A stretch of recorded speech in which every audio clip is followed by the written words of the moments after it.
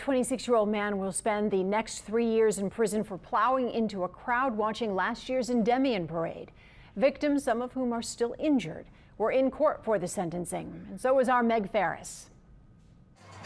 As Endymion 2018 prepares to roll in a month, nearly 3 dozen victims are getting closure on a drunk driver who nearly took their lives as they watched last year's parade. Today, Neilson Rizzuto was sentenced to 5 years, with one of those years suspended and another credited for the time served for plowing into the crowd on Carrollton Avenue.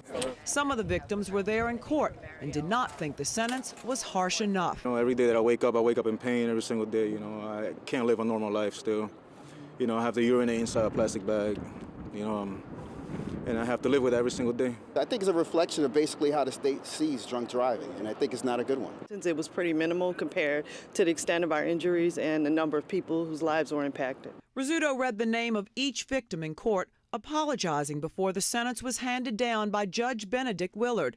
He's also mandated to write apology letters to victims and spend time in Alcoholics Anonymous and Mothers Against Drunk Driving meetings. Some victims thought Rizzuto was not sincere in his apology. His attorney says he wouldn't have pleaded guilty if he wasn't sincere, and thinks his client's case highlights the need for the city to rethink Mardi Gras parade routing. Mardi Gras, St. Charles Avenue is wide open on the other side, as we all know. Veterans Highway is also wide open on the other side. But the victims can't change the past. This is something that basically impacts you for the rest of your life. Meg Ferris, Eyewitness News.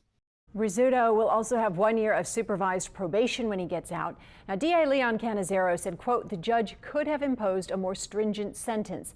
He also said he didn't know if this sentence would be a deterrent to drinking and driving, especially during Mardi Gras season. Neilson Rizzuto's guilty plea carried a maximum prison sentence of 5 years for each count, for a total possible maximum sentence of 55 years. But because of that guilty plea and taking responsibility for the crime, his sentences were expected to run concurrently, and that is what the judge decided to do.